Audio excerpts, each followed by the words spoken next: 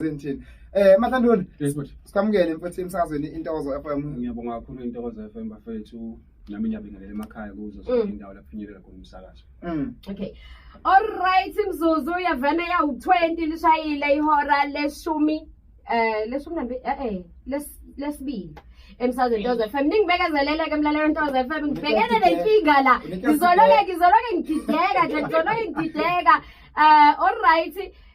uMadlanduna sithe siyambingelela siyamamkela emsakazweni Intokozo FM. Insizwa ke izokhumbuleka noma ukuthi wena awazi ukuthi ubani lo Madlanduna esikhuluma naye ngaso lesikhathi samanje, and nalezi ingoma esithe sangena ngazo zizokukhumbuza ubaba wakhe uMadlanduna, insizwa nje esancane njengobaba wakhe Madlanduna mfowethu, ngicela ukuthi nje uvuleleke nje ungene ngendlela yakhona ukuthi cula mhlambe ukuze sizobhalansisa ukuthi uwena and nanokuthi angifuni ukuthi ngithi mina khona ngikuzamayo kanti ngizama noMadlanduna orongi, yabo. Yeah. Okay. No, ngizothi kanje ngizocula yona le kade ngene ngayiqaleni ethi. Okay. We bantu basemzansi ngiyanibingelela ngithi shanelana mabala sengifikile. We bantu basemzansi ngiyanibingelela ngithi shanelana mabala sengikhona. Phela ngifundisi ukuthi mangifika endaweni kufanele ngibingelele. Ngithi hello. Sanibonani. Shefeza current ubone izinto mzamohle kancane maqede bahlabeke olokudlula kanjalo futhi lenze kamhlabujike lo mpela. Yimini nafana ngifana kaMpoqo ngiphuma ezantsi kamaphumulo inkomo zakithi ngayishaya iphuza manje nje ufuloshi ikhawo. Ngiphezulu kwesikagogo mfishane salukwazi empondweni vuyile makhulu ngiphinde ndamfumana ntethe umhlakazi ngithetha nawe nje nangu uthe chwa phezulu phaya kontaba zaseqoqo. Simindlo wodumo mfowethu sinayo lensizwa la endlini zomsakazo. Simchazile ke sasho ukuthi uzalwa ubaba the legend, the late Big Muzi Luthuli, the one yabona owayethi mengabe ebukwa oma bethu bathi yazini yabo. So ngicela ukuthi ke uqinisekise lokho ukusho wena ngoba angekuzwakale kahle mengabe kushiwo uthina, kufanele ukusho wena ukuthi ke okay uMadlanduna uMadlanduna bakwethu bayangazi abantu abaningi. Ngifike ngo2010 emculweni. Ngifika emva kokushona kababa. So ngifike emva kokushona kababa nami ngabona ukuthi yithi ngizame ukuthi umculo wakho ungapheli.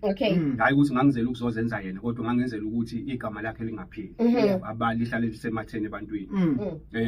Ngifike ke emculweni ngihamba noSomnandi uThokozani laba okwaziwa kakhulu ukuthi akazwani nobaba ubanga indaba zoshuni nani kodwa kwathi makufika isikhathi sokuthi fanele ngirecord kwawuyena okwazi ukungisiza ukudlula bonke abantu akabanga ukuqala engakhuluma naye, bakhona engakhuluma nabo kokuqala bahluleka ukungisiza kodwa yena wenza ngawo wonke amandla ukuthi engicelayo kuyena uyakwenza.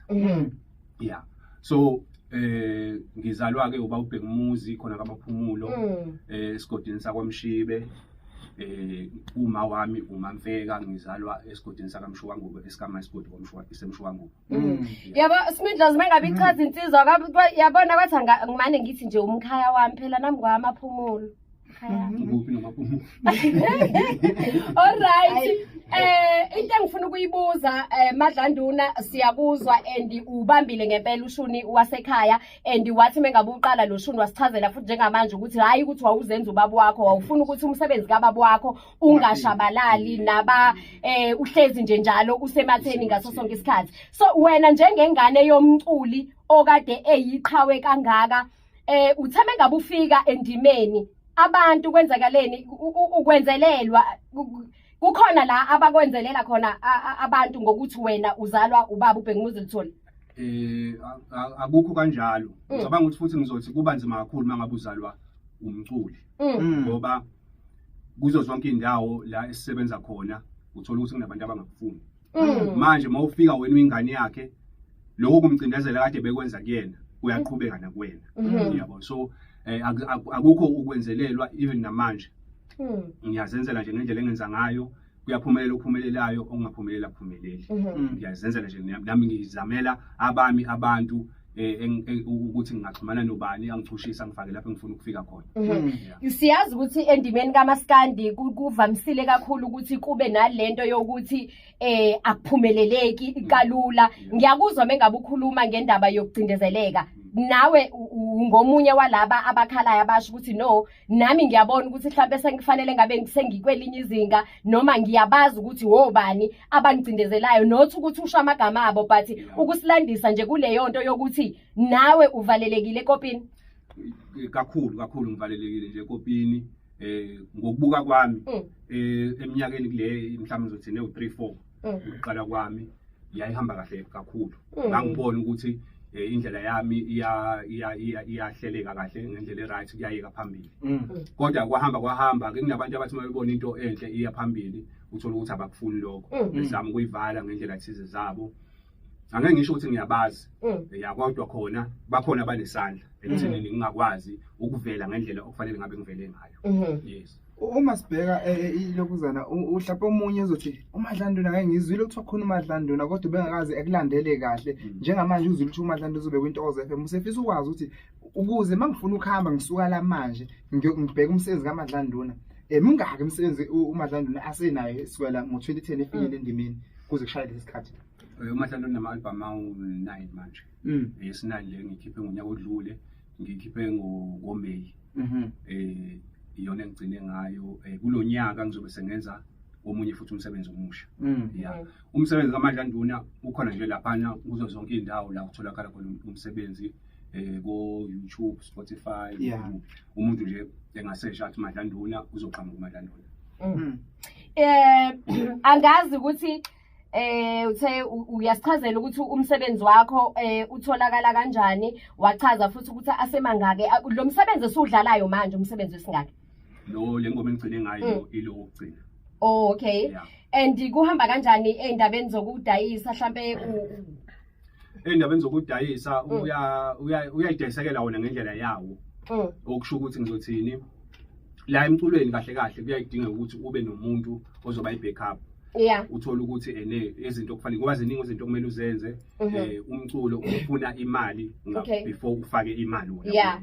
So mangabe unomuntu owaziyo ukuthi makukhona engifuna ukwenza ukhona usibani uyangisiza ngivelele lapha nalapha abe sponsor nje sakho. So anginayo umuntu kanjalo.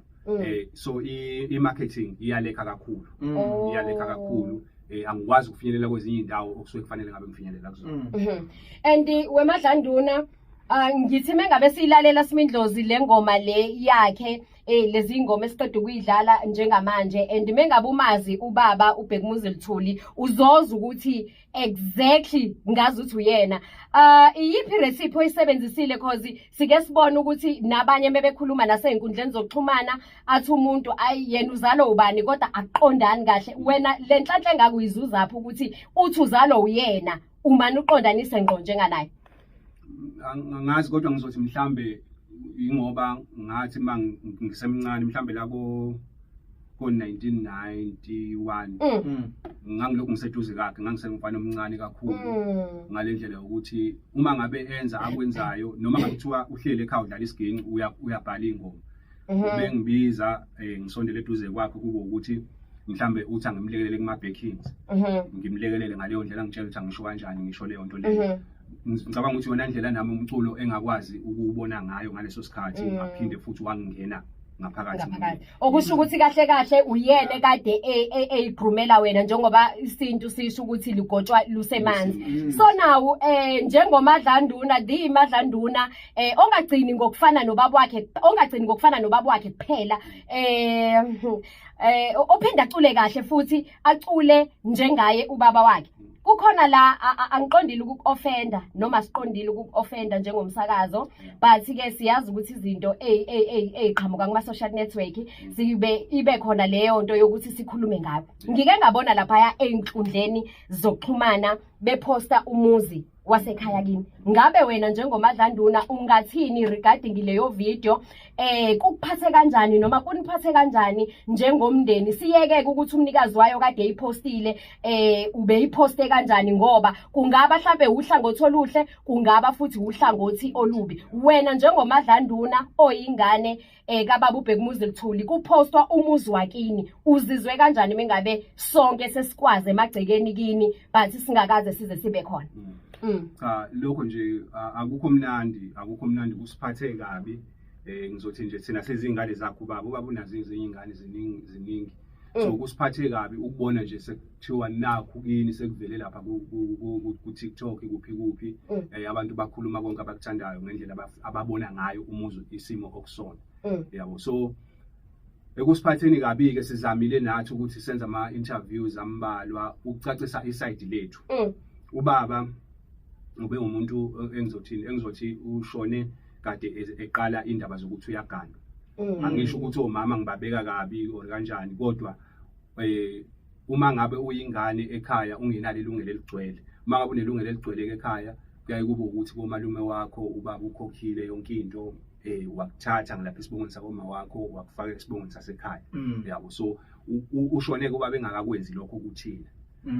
Abantu ke bahlukene, khona umuntu ukuthi noma lokho kungenziwe kodwa ebazi ukuthi okay lezi ingane leza la ekhaya, noma ngabe kuthiwa ngiyathanda noma ngabe ngithandi kodwa eza la ekhaya. Abanye futhi bakuthatha ngendlela yokuthi athole inxeba lomngeni ukuthi ake sengizokwazi mina ukuvala la ukuthi lezi ingane engabi nalo ilungelo la ekhaya. Umuzi njengoba usesimene esikanjeyana akukhona ukuqala. Umasipala wamaphumulo kwawulungisa ngo2014 uwenzela ubaba wamfakela itshe lapha engcwabeni lakhe. Wawusuvela usesimene esibhedawu nakhona futhi. Uyabona, umuntu okwakufanele ngabe uhleli khona owanqaba nawo, owanqaba ukuthi sihlangane naye sikwazi ukuthi ikhaya siligcine lisesimene esi-right, wayesewushiyile. Waphinda futhi mokuthe masulungisiwe waphinda futhi wawushiya njengoba unjena ke namhlanje. Yeah, so ngendlela okwenzeke ngayo kwenzeke kabi ngoba kuvele kwavela kungazange kukhulunywe namuntu phakathi kwethu. So madlanduna ungaqinisekisa lokho ukuthi umuzi ngabe hlamba ukho kulesime okusona njengamanje ukube nani ninalo igunya lokuya khona noma igunya lokuhlala khona? I-reason yokuthi umuzi wababa ube nje yingoba vele nani ninabanye beingane zakhe anikhona ukuthi nihlale khona ekhaya. Yabo, nje 100% sure ukuthi ukube siyakwazi ukwenza izinto esifuna ukuzenza ekhaya. Ngaba ukwazi ube kulesasimo ngisho ukuqala. Yabo, ngoba kuthe makushona ubaba sahlangana nabantu abadala sacela ngebhadi kasena umkhulu Molo washona, ugogo Mamhlongo washona. So bese kusele nje omkhulu laba abaqhamuka shutho ozalweni. Sahlala nabo phansi sicela ukuthi ke sibambisane nomama lapha ekhaya ukuthi izinto zizoba right. Bama naye ke bama naye njengomuntu oshadile olutsholiwe, bama naye kwaba ukuthi thina basivalela ngaphandle. Okusho ukuthi ke kwavela ukuthi okay ekhaya kuthina kusho ukuthi besinelungelo ngoba bekukhona ubaba. Yeah. Mfethu emsazweni Itoza FM, angazi Smindlozi ungathini mhlambe regarding umculo wakhe? Bengifisa nje nami noma besithanda ukuthi asicacisele ngoba ayisike sayibona womunye ufika novo lwakhe, womunye afike novo lwakhe, bese sifuna ukuzwa nje from the horse's mouth ukuthi kahle nina njengomndeni niphatheke kanjani. And ke mlalelo Itoza FM usasichazelile ke umadlanduna ukuthi nje isimo somuzi wasekhaya njengoba sikanjeyana ingoba abakwazi ukuthi benze izinto abangafisa noma abanga-afford ukuthi bazenze ekhaya ngoba kuhlala omunye umama wabo. So Smindlo manje ngifunela ukuthi masathola mhlawumbe lo mbuzo lo owodwa bese sibuyela ngapha emsebenzini wakho madlanduna. Manje njengoba umuzi ukulesi simo, okusho ukuthi akasekho umuntu obekumele abesekhaya. Manje alisekho nelungelo noma anisakufisi yini ukuthi nithi cha besicela ukuthi ke nisibuyisele nathi emzini kweswazi ukuthi siuqoqe silungise bese simene sikahle. Njengamanje bhuti wami sikulezo indlela kanjalo sesiqalile kahle. Sesiqalile ukuthi okay ekhaya ngoba sekusele kanje, okusho ukuthi babefuna ukuthi sibuye sifice sekunzima sekonakele vele. Kodwa ke futhi akekho umuntu esocela kuyena. Njengoba ngisho ukuthi asinamkhulu thina sinagogo. Njengamanje akasekho umuntu esocela kuyena. Esikwenzayo sesiplanile manje sizovele sisuke siqonde ekhaya sambe sokwenza. Because vele umuzi usele wodwa. Usele wodwa vele uneminyaka futhi. Uneminyaka. umama lo obekhona akasekho yini ekhaya noma yena mhlawumbe akasekho emhlabeni ukuthi mhlawumbe nisengakwazi ukuthi nikhulume naye ngoba ngicabanga ukuthi uma ukuthi nifike nakwenza lokho kuzophinda kubuye futhi njengoba abuye eqaleni njengoba akwazi ukubuye eqaleni uma ukuthi usakhona ukhona ukubo waphuma ekhaya nje wahamba waya kubo uyabona so into ukuthina kumele siyenze njengamanje ukuthi siye enduneni siyolibeka udaba umuzi yawubona vele ihlezi idlula ngasekhaya iyawubona umuzi ukuthi unjani mhlawumbe kusuka lapho bese siye police station so ubika futhi udaba sicele futhi nokuthi umthetho usivikelele lakhaya ukuthi lingathi mase lilungile bese kubuya umuntu esezoba ngumsindo futhi so einganeni zababa uBhekumuzi Lithuli uyingane yesingaki mhlambe noma futhi wena kuphela yini owakhetha ukulandela lolu bizo lomculo ngoba sike sibone nakwamanye amaciko asahamba kuvela ingane zawo kuphinde kuvelenye kuzongenelela abathandi bomculo bakhulume lokho bazama bakhulume whatever lokho abasuke bethanda ukwenza so wena wedwa sendimeni yomculo kaMaskandi ekhaya mina bese ukhona unqaka mhlawumbe unqaka kanyamaza ukhona umuntu ufana ukuthi unqaka ukhona la indimeni kodwa noma singahlali endawonye uhlala ngala emandleni nenza kanjani ukuthi ningabi seyinxushunxushwini zakaMaskandi njengeingane zababa uBhekumuzi Lithuli ukuthi nje sibone sekubhalwa nezinto ezinegative ngani impilo yenu niyiphila kanjani kuze ibe private njengoba iprivate nje mina ngizothini ngifunde kubaba ubaba nje ukuqala kuthe makufika mina emculweni bamangala abantu ukuthi abantu babune ingane engaka bengibona nje ukukhula kwami ngaleso sikhathi ukuthi abantu uBhekumuzi unengane engaka babe ngakaze bengibona ubaba izinto zakhe impilo yomculo beyiphila mangabe khona lapha emculweni mangabe sesekhaya okwasekhaya futhi okwasekhaya yabo izinto ubungeke umbone baba ngisho shutha music video uthola ukuthi usehamba ngemoto kodwa imoto benazo yabo ubengakwenzi lokho so nami ngifunde lapho ukuthi okay angiphile lento engiyiphilayo uma ngabe ngisekhaya uma ngabe ngiphakathi kwabantu futhi ngiphile leyo mpilo yabo futhi yabo uma sibheka ngase emculweni kukhona abanye abacula ushuni lo oculayo okushunwa kini okushunwa sekhaya wena uma ninabo mhlawumbe ngabe kukhona ukubambisana nabafowethu labo abanye abacula ushunwa sekhaya noma niqhelelene kwanani futhi nje ucula ushunwa wodwa nanokuthi ubamukela kanjani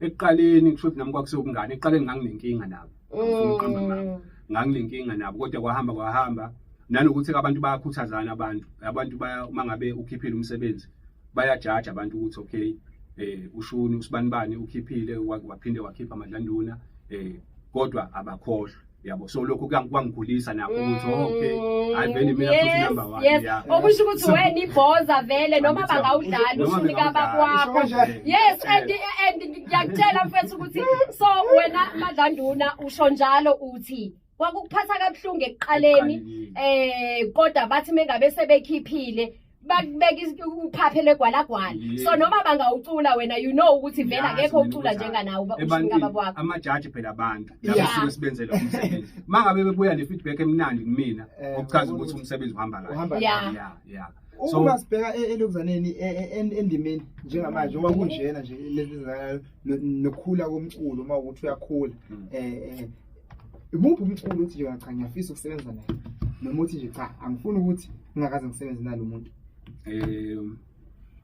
baningi ukuthi mina ngihlukile mina umculo angiwuthathi njengokuthi mhlambe ngoba ngicula uMaskandi sifanele ngisebenze nabaculi baningi yes baningi futhi abaculi abadala yabo nje ngiyafisa ukusebenza noZola ngiyafisa ngizothini ngapha kuMaskandi mhlawumbe mangibuya kuMaskandi sengeke ngasebenza nomthandeni sengeke ngasebenza nomthandeni ngiyafisa futhi ukuthi siphinde sekuwukuthi ke manje sesisebenza owami umsebenzi ngoba eqaleni sasenza owakhe yeah ngitheni nge-target market angithi uyamuza ukuthi uyena ngikubuze nge-target market yami nangu namanje uyasho ukuthi usebenze nomthandeni Alright ke kulungile asidluleke lapho cha sengiyasho ukuthi ngitheni nge-target market utheme ngabe efika uMadlanduna ngathini kuwena yabo so asiyeke uma sibheka la emculweni njengamanje ngokubuka kwakho umculo usukela ngomculo wena kuwena wasekhaya uzayele kona umculo mawubuka isikhathi sakudala noma indlela owenza ngayo manje ingabe izinga lomculo wethu wesintu liyakhula noma liyehla? Liyakhula kakhulu bhuti wami, liyakhula kakhulu and into engiyibonayo mina uma ngibheka ngelamiso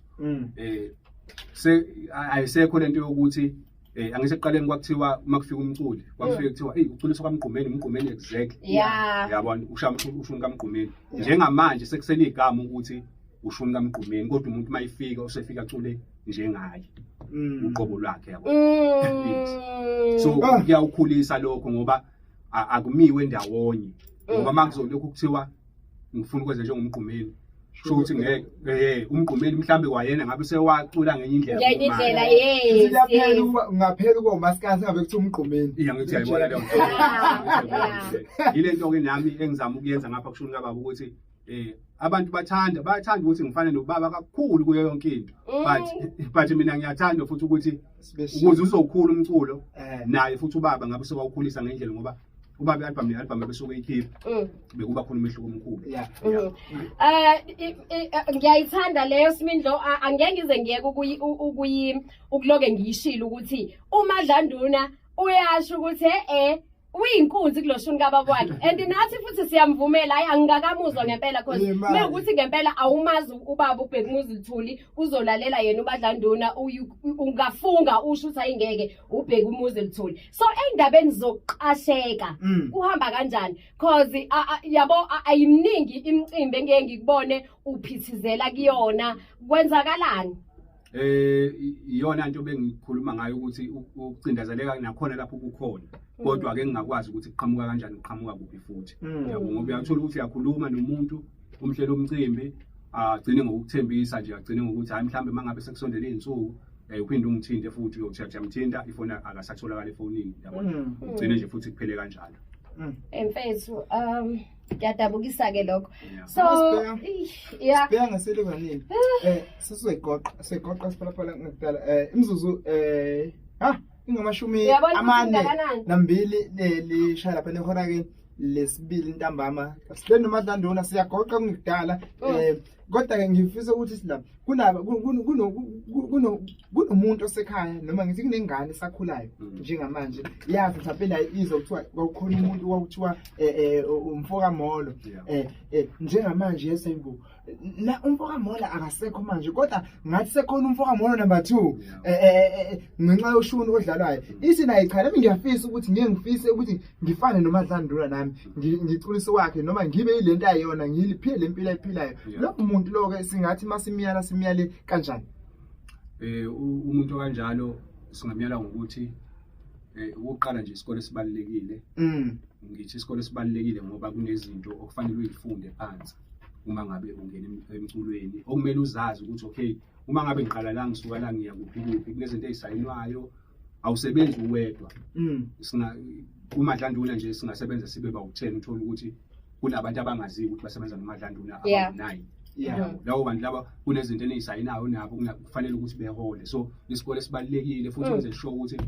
into yenzayo uyenza ngesingawe akukho lapho ulingisela khona ngoba mawulingisela umuntu kuyavela ukuthi uyalingisa bese bekuqhathanisa naye bebona abantu ukuthi uyahlula futhi and leyo ke I think ibuyela lapha ya kushuni ukuthi ungasounda njengobaba wakho ube inkosi yawo ushuni wasekhaya wababa uBhekumuzi Luthuli but ekugcineni kosuku wena just ethi ukuthi wena ucula umculo wakhe ushuni wakhe ekugcineni kwakho konke kufanele abantu bazi ukuthi uMadlanduna yena uphetheni naqobo lwakhe yes imake Madlanduna before mfethu Smindlo ngendlela esikhathi singasekho ngakhona ithini le ngoma ethi umlanjwana ngiwumlanjwana wawumuphi umuzwa ubhala le ngoma ithini yona le ngoma le ingoma ikhuluma ngoqobo lwami ikhuluma ngoqobo lwami lokhu nje kukhulumayo kuyimina yes isimo nje ngikusona ngisho kanjalo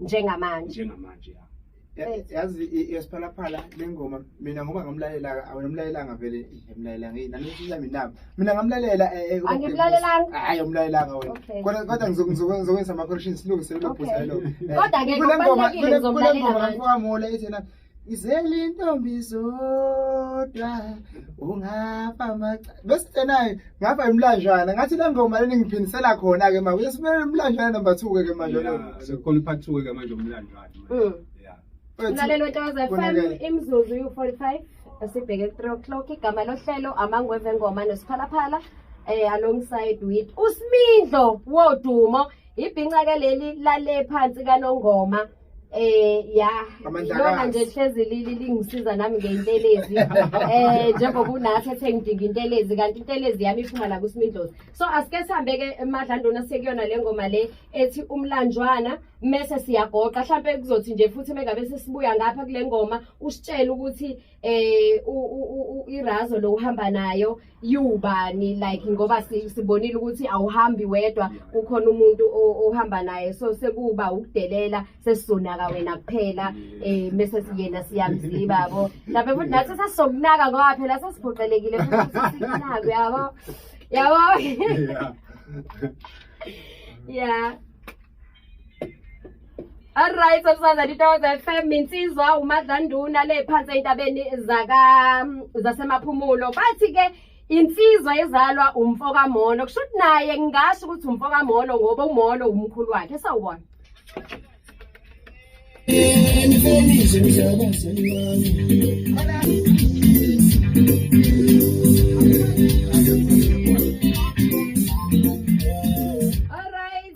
ngumlanjana emsazweni Ntokozo FM kusho kamnandi kanjalo ke uMadlanduna igama lakho la ngempela igama lami la ngempela nguthola inhlanhla oh wow okay uhlekano lesizoduma usakuthi yisi oh wow uthi ngumlanjwana insizwa ke le ezalwa ubaba uBhekumuzi Luthuli owushayayo ushunwa kubo angagcini ngokushaya kuphela phinde futhi ayiqhenye azazi ukuthi hayi bafana bakithi ngisho ngawucula noshuni kodwa nami kushunwa kithi ngiyawuxebula and ngempela ke ngaphandle kokuthi ke siyajoka njani Smindlozi wodumo uyaqondanisa futhi nje uyanamathisela nje kabi ngithe kuwena kunengoma eculwa ubaba yayithi na imlanjana so umlanjana number 2 nse uyabona ngathi nje kuthiwe part 1 part 2 ke manje konakele kakhulu emsazweni Ntokozo FM futhi uMadlanduna awakho awokugcina mhlawumbe sizokuthathela noma ke siqale la nangu njengamanje kunomhlelo umcimbi la nothe cha lensizwa ake ngiyilalele namhlanje izulu chikuzobula kwiNtokozo FM yathi nje ayengilalele nangokulalela umhlelo umcimbi njengamanje awukhulume naye nangikulalela ngizothi kumhlelo womcimbi akangiqashe bandla ngiyacela ngiyatholakala mina kuzo zonke indawo ku TikTok ngikhona mayingathi nje Nduna_Madlanduna uzothola mina inamba uzoyithola ku profile ku Facebook uyatholakala ikhona ipage Madlanduna the 100 ikhona futhi inamba ku profile iyangena iya WhatsApp kule album yakho ke ikhona ingoma mhlawumbe yothando like ikhona nje ingoma nje yothando mhlawumbe yabo ikhona ingoma yothando mana like nakhona yabo nje nakhona into engiyibukayo namanje endlini zomsakazo even yonke into angazi ngachaza kanjani ufana nobaba wakhe so asikho ke lapho ke asikho lapho mhlawumbe ingoma yothando ikhona ingoma yothando kodwa ke slow jam okay slow jam ngoba uyazi ukuthi kunalento yokuthi ubaba ubefike enze album slow jam besingasali yeah so ikhona ingoma yothando engicula nayo ubafo uphilani Philani yes yeah because Sibongo uyena umdlali i-bass guitar siyabonga uyena i-bass guitar uyacula futhi mhlawumbe nje before sikudedele ngoba nesikhathi asikho mhlawumbe okay siyakuzwa ushilo ukuthi ushuni kababa wayekufundisa usamncane nicula naye nishaya isiginci wakhula that is why ushuni ushaya kangaka mhlawumbe ikhona imfihla khona ukuthi bese ufana naye kanjani ameshakho ngathi uyena isimali ngathi kodwa ke ngikho lapho Phumlani mfowethu awubingelela umlaleli weNtokozo FM nje usho igama nesibongo sesivalelisa mfethu sesibonga sesihamba. Hawu madoda, ngiyabonga kakhulu ngiyabongelela kubalaleli. Ukuphila nikakhoza lo ukhoza umsuthu wasenkalanjani wahlanga esilulu. Sika. Umadlanduna ke mengimemeza ke lapha uyayathi ibhanji nothule emva kwesicabha kubuka. Ngezimpela. So angazi Madlanduna khona ke le yodwa othe ikhona eyuthando slow jam ngicela nje ungidonsela mhlambe like ama-seconds ambalwa mase sikhipha ngale sikhipha ngayo sesiyohlangana online ke sesithenga umculo wakho. Okay.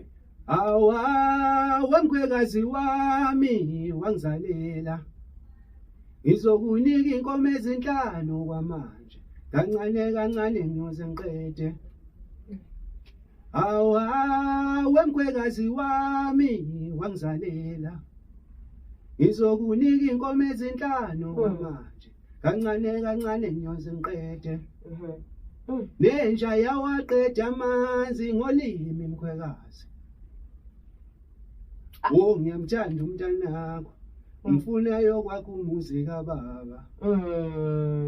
Ngiyamthanda umntanakho ngifuna yongakhisa umuzi kababa. Yo no man mfethu uyabona nje Simindlo wodumo Asitsheliwe. Sengitsheliwe.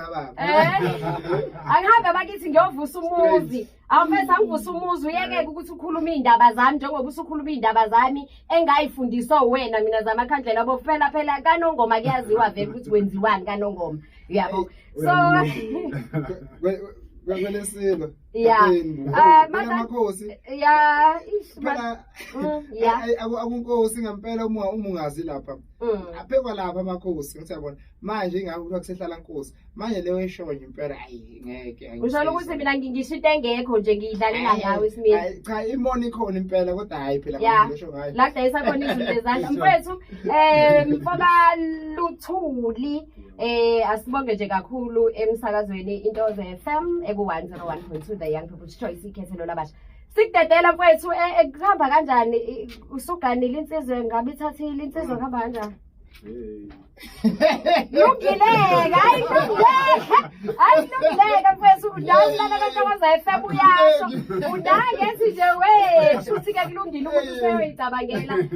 Siyabonga kakhulu ke mfethu sikufisela inhlanhla sengathi nje ngaqhubeka njalo uqhubeke futhi uyiphathe nangalendlela oyiphethe ngayo ukuyiphatha kwakho singakubona uphithizele ezintweni eziningi kusikhombisa ukuthi ubaba wakho wakwazi ukuthi ayifake le ngaza atshale then wena mase uyalandela because we umuntu owayengabi khona ezigigabeni. So le ndlela oyiphethe ngayo nje qhubeka ngoba kuyo yonke into oyenzayo emculeni ekugcineni kosuku wena urepresenta abani urepresenta ubaba wakho. So nje mfethu siyabonga kakhulu emsakazweni Intoze FM Simindlozi asibe indlela ngengoma yakhe ethi indlela. Yeah, asani sisiphuma nje asipapha lekhasi sishayile ayi simoshe kakhulu isikhathi ngempela namhlanje bekumnandi ngalendlela. Mfethu yabona nje Madlanduna ukuthi asixoshi kodwa siyafisa ngelinye ube nathi ngoba impela kuningi bekusamnandi nokuhlala nawe mfethu nangelinye ilanga siyohlala nawe kodwa ngenxa yesikhathi sengimele thina sihambe mina ke sengiyevalelisa mfethu siphalaphala asihambeni manje sibheke manje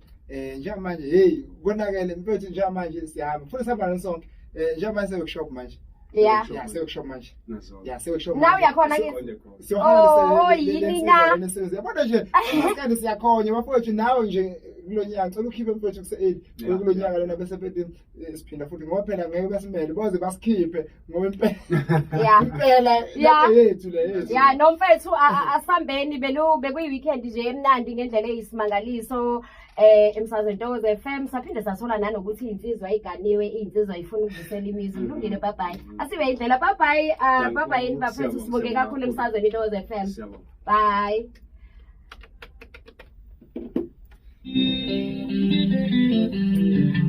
Ngisabathe ngiyadilitha Ngizokuzengala Madlanduna ke bantu. Ngicela ungenza ividiyo bandle ibe yinhle.